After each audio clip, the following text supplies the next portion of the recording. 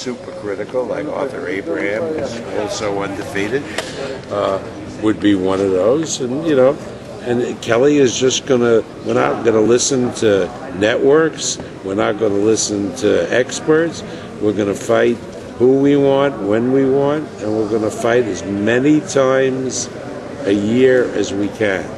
I mean, I remember when I started, and in the 80s, guys fought Hagler, and those guys fought 4 or 5 times a year. And Kelly, no reason why he shouldn't. He wants to. He doesn't want to take off and sit out on the beach and, or spend all his time playing golf. He wants he stays at home. He likes staying at home, and he trains at home. So, for Kelly to fight 4 times a year is appropriate. Bob, there's already speculation that September in Ohio. My first priority, I told everybody, my first priority is Joe Calzaghe. And that's a huge fight, and if that fight takes place, it would take place in Las Vegas. So that's that's priority number 1. And I really believe that the nice people, the Calzaghe people, Frank Warren, his promoter, is a dear friend of mine. They want to make the fight. I think the economics will come together, and I think that fight will be made. In which case, that fight would be in October, not September. Now, if Calzaghe fight can't be made, then Kelly will fight in September, and we're going to look to fight in Ohio, probably Cleveland. Would it be Rubio? Antonio Rubio? Who? No, that depends. It depends. We have to sit down and figure out who's available and so forth. There are a lot of guys on the list. Rubio is a possibility. Mayorga is a possibility. King's calling me about Mayorga. But right now, my next week or so is going to be spent working on making a Calzaghe fight. Bob, any chance of Cleveland Brown Stadium? What? Is Roy Jones a realistic possibility? Look, I like Roy. Roy was a great fighter. Guys like Roy Jones, Bernard Hopkins, enough. Let them go, let them retire, and let the young guys fight. Bob, Cleveland Brown Stadium, is that an option? No, because I've been talking with the Cleveland Browns, and their management felt that although the date was open that we were looking for, they have the New York Giants coming in very shortly thereafter, and they got to get ready for the Giants. It's not going to help them because the Giants will beat the shit out of them. But Bob, when it's all said and done, tonight's attendance, were you still disappointed in the numbers, and what does it say about the overall draw Pavlik is? Don't be blinded by the number and relate it to boxing. If you had driven up here from the New York area on the New Jersey Turnpike and the Garden State Parkway, it was empty. It was empty. You drive in Las Vegas, it's empty. People can't afford the gas. There's a crisis in this country. You can laugh all you want, but it's true. It's true. A guy getting into his car from Youngstown to drive here and back, $350 at least, without tolls, without anything. So, given that economic situation, and it's not only this Pavlik fight, it's Pacquiao's fight in Las Vegas, it's Cotto Margarito, it's all the fights. It's concerts. Speak to them about concerts. We have an economic crisis in the country. That being said, I was very satisfied with the attendance because significantly, even though it was a fall-off from the Jermaine Taylor fight, the higher priced tickets sold.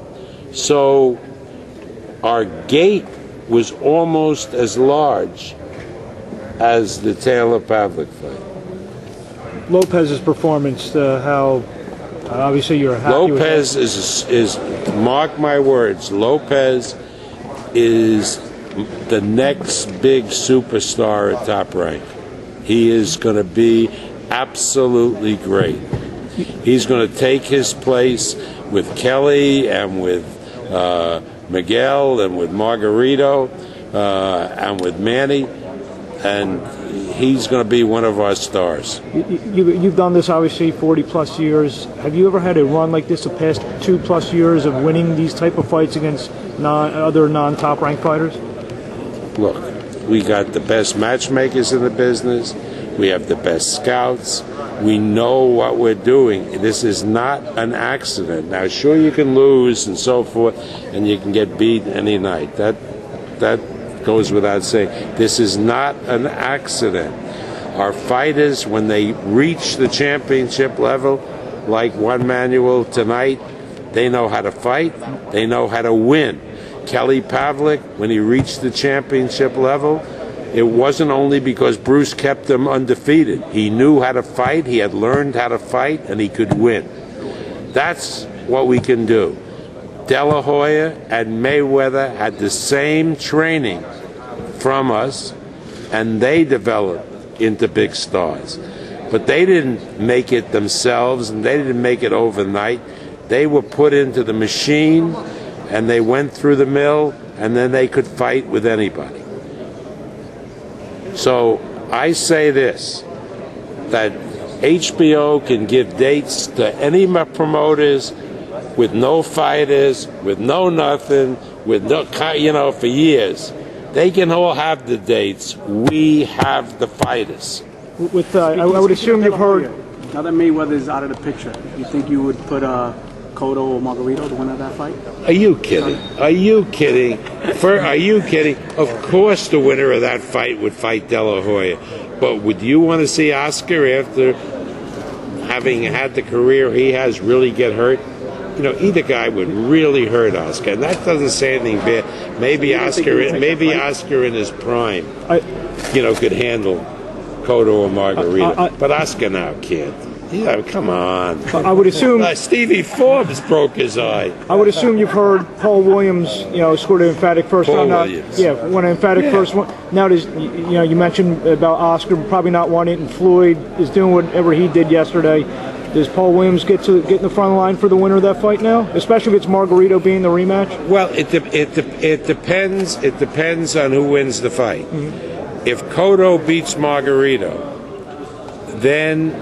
and Clottey beats Judah, then I would match Cotto with Clottey, because both of them, and I owe that obligation to Clottey.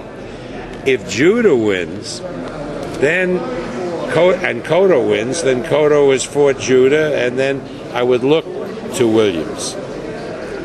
If Margarito wins the fight, then Williams would be a possibility, because Williams beat him. Unification rematch. Fuck the unification shit. All that means is paying extra sanction fees. I mean, let's be honest about it. You want to see fights. You don't care about how many belts they wear. And what do you think would be the next logical step for Juan Manuel Lopez? I don't know. We're going to have to really sit down and look carefully. There's a kid that's really good at 122 out of the Philippines, Barnaby Concepcion, who might have the guts to go in with Lopez. I mean, Lopez is a tough son of a gun. I mean, this Ponce de Leon is not the greatest fighter in the world, but he's got a solid chin. Would he be logical, co-feature on the Cazares-Calderon card, possibly in Puerto Rico? That's a possibility, sure. Why not? I mean, but again, he just won the title. I'll sit down with Peter Rivera. We'll figure out a plan for him. $15? What? And George Bush is not involved, right? He might. He might. Might start the show right. How would this be? The soon-to-become ex-president, and he gets in the ring, and Kelly pops him and knocks him out. Oh dear. If Calzaghe went to start light heavy, would that rule out the? No, Calzaghe, the fight would be done at 168 pounds, so that if Kelly was successful and won the fight, he would be the first man since Henry Armstrong to simultaneously hold 3 world titles, informed by Mr. Raphael. he'd get all those 3 belts that Joe holds at the super middle as well. Well, he would be the middleweight champion, which he is, super middleweight champion, and light heavyweight champion. Which means All you're the acknowledging same the ring championship in that sense, because that's the I title forgot. Oh no, I mean seriously, that's the title that. I mean, I'm not downgrading. I'm saying, but that's the belt that Joe holds. That's light heavy. All right, so I have to give Schaefer a seat at the fight. I'm happy to do that. No, you probably don't even have to actually. Oh, speaking of Schaefer, I didn't hear your comments about Lopez. I mean, I'm not Saki won, but to knock Ponce de Leon out in round 1 was pretty surprising. Incredible. Incredible. I had hoped and believed that Lopez would win that fight, but not the way he did. Yeah. I mean, he is something special. He is really going to be my next big, Top Rank's next big superstar. Now, are you going to bring him back? Todd mentioned maybe you guys are doing that Latin Fury in August at the end of the month with Calderon and Cazares in Puerto Rico. That's a possibility. We gotta, again, we have to explore all the options. I think this Lopez is going to be huge. Maybe August 2nd on the Judah Kaladi undercard? I think that's wasted. On HBO? It's wasted. Why is it wasted? Because, as I told Kerry Davis, the other guys have the dates, but we got the fighters.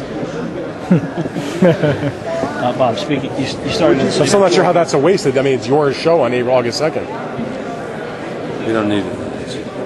Would you be happy when you got a Cardiff to What? Would you be happy if Kelly got a Cardiff to face Kelly? Well, I think that we got to look at the economics. And wherever the economics... See, people say to me, would you have Kelly go over to Wales to fight? And Kelly said, and it's a very chauvinistic thing that the Americans say. No, because they're going to steal the decision from me and so forth. Now, if you're a promoter, you know what you're doing. You can protect against all of that. First of all, the ring is the same. It's like the crowd, okay. Maybe they're good, maybe they're bad for the fighter. If you get the proper officials, and that's decided beforehand, what the hell difference does it make where you fight as long as it's the most money?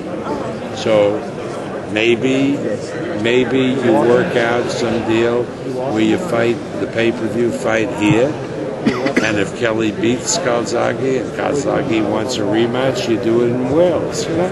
I've been in this business a long time, and I've had my fighters go all over the world, starting with Ali, and it doesn't spook me. It doesn't spook me. So wherever the most money is. I know how to protect my fighters.